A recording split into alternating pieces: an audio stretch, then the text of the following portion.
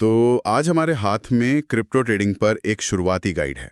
लगता है ये गाइड खास तौर पर उन लोगों के लिए है जो आजकल सुन रहे हैं बिटकॉइन इथेरियम के बारे में, जी। है ना। शायद वो कहानियां भी सुनी होंगी कि कोई रातों रात अमीर बन गया या किसी ने सब गवा दिया, और अब वो समझना चाहते हैं कि आखिर ये है क्या। हाँ बिल्कुल।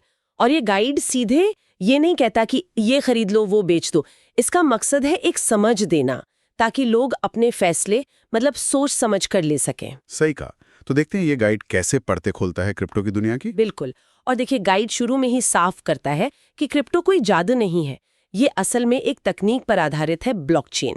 गाइड इसे ऐसे समझाता है जैसे कोई डिजिटल बही खाता हो, जिसकी हजारों कॉपी हो और जिसे कोई एक व्यक्ति बदल नहीं सकता। अच्छा। हाँ, इसी से वो पारदर्शिता और सुरक्षा मिलती है जिसकी बात होती है। हाँ, और इसी ब्लॉकचेन पर जो डिजिटल मुद्रा चलती है, गाइड उसे क्रिप्टो कहता है।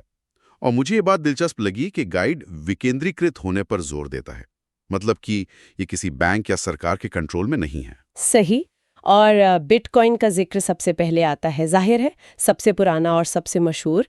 गाइड ने उसे डिजिटल गोल्ड भी कहा है। हाँ, डिजिटल गोल्ड। लेकिन गाइड ये भी साफ करता है कि सिर्फ बिटकॉइन ही नहीं है। बिल्कुल। ऑल्ट कॉइन्स की बात है, जैसे इथेरियम, इनके अपने खास इस्तेमाल होते हैं। और फिर वो मीम कॉइन्स भी है, जैसे डॉज कॉइन। हाँ, मीम कॉइन्स। गाइड यहाँ थोड़ी चेतावनी देता है कि ये मजाक या सोशल मीडिया ट्रेंड्स पर ज्यादा चलते हैं। इनमें पैसा लगाना मतलब काफी ज्यादा जोखिम भरा हो सकता है। हाँ, ये बात ध्यान रखने वाली है। गाइड में एक और जरूरी चीज का जिक्र है, स्टेबल कॉइन्स। यूएसडीटी का नाम लिया है। ये वो हैं जिनकी कीमत डॉलर जैसी किसी असली मुद्रा से जुड़ी रहती है ना। लॉक करने के लिए या बाजार की उथल पुथल से बचने के लिए इनका इस्तेमाल करते हैं। और भारत के लिहाज से गाइड क्या कहता है? गाइड बताता है कि भारत में क्रिप्टो रखना या ट्रेड करना गैरकानूनी तो नहीं है, पर हाँ, मुनाफे पर टैक्स लगता है, वो भी सीधा 30%। और हर खरीदी बिक्री पर टीडीएस भी कटता है। ओह, और गाइड ये भी याद दिलाता है कि नियम बदलते रहते हैं, तो आपको खुद अपडेट रहना पड़ेगा। सही है। तो अगर कोई ये गाइड पढ़कर शुरू करना चाहे, पहला कदम क्या है? गाइड के हिसाब से सबसे पहले सही एक्सचेंज चुनना। शुरुआत के लिए भारतीय एक्सचेंज आसान हो सकते हैं, ऐसा गाइड का मानना है। और केवाईसी तो करवानी ही पड़ेगी, पैन, आधार, बैंक डिटेल्स, वो सब। और सुरक्षा, उसका जिक्र है। हाँ, बिल्कुल है। और काफी जोर दिया है। 2 फैक्टर ऑथेंटिकेशन मतलब 2FA, उसे तो जरूरी बताया गया है। और क्रिप्टो रखने के लिए वॉलेट्स की बात भी है। हॉट वॉलेट जो ऑनलाइन होते हैं रोज के लेन देन के लिए। और कोल्ड वॉलेट, हाँ कोल्ड वॉलेट, वो ऑफलाइन हार्डवेयर डिवाइस होते हैं, ज्यादा सुरक्षित अगर लंबे समय के लिए रखना है तो। ठीक है। अब आते हैं उस हिस्से पर जहां गाइड थोड़ा टेक्निकल होता है। चार्ट्स, कैंडलस्टिक्स की बात है। हरी मतलब तेजी, लाल मतलब मंदी, है ना। हाँ बिल्कुल।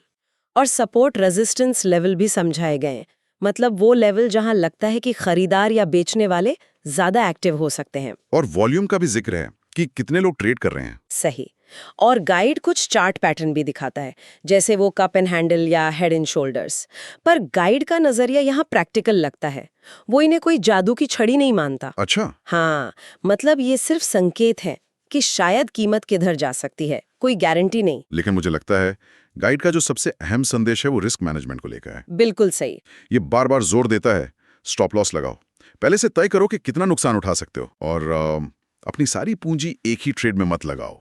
गाइड तो कहता है सिर्फ 1-2% का रिस्क लो एक ट्रेड में। सही। और ये भी कि कोशिश करो कि मुनाफा कमाने की संभावना नुकसान की संभावना से कम दोगुनी हो, वो 1.2 रिस्क रिवॉर्ड रेशियो वाली बात। हाँ, 1.2 रेशियो। और भावनाओं पर काबू रखना। गाइड फोमो की बात करता है, फियर ऑफ मिसिंग आउट, कहीं मौका छूट ना जाए। हाँ, फोमो और फड भी। हाँ, फड, डर, अनिश्चितता, शक, इन सब से बचने को कहा गया है। एक ट्रेडिंग प्लान बनाओ और उस पर टिके रहो, बिना प्लान के तो ये जुआ ही है, गाइड ऐसा कहता है। बिल्कुल। और स्कैम से भी सावधान रहने को कहा गया है। वो पंप एंड डंप वाली स्कीम्स, हाँ, वो बहुत होती हैं। नकली वेबसाइट्स, फिशिंग, और वो वादे की गारंटीड रिटर्न मिलेगा। इनसे तो बचकर ही रहना है। गाइड का मूल मंत्र साफ है, DYOR, अपनी रिसर्च खुद करो, किसी के कहने पर मत चलो। सही है। भी है और खतरे भी कम नहीं है। सफलता के लिए ज्ञान, अनुशासन और सुरक्षा, ये तीनों जरूरी हैं। और हाँ, ये समझना कि ये एक मैराथन है, कोई 100 मीटर की दौड़ नहीं। बिल्कुल। ये गाइड पढ़ने के बाद एक सवाल और दिमाग में आता है, जिसका जिक्र शायद सीधे तौर पर इसमें नहीं है, कि किसी क्रिप्टो प्रोजेक्ट की असली कीमत क्या सिर्फ उसकी तकनीक या चार्ट के पैटर्न से तय होती है, या फिर उसके पीछे जो समुदाय है और असल दुनिया में उसका क्या इस्तेमाल है, वो ज्यादा मायने रखता है। हाँ, ये एक बहुत जरूरी सवाल है। इस पर सोचना चाहिए। तकनीक अपनी जगह है, पर लोग और उसका इस्तेमाल शायद वही लंबी दौड़ में ज्यादा अहम हो।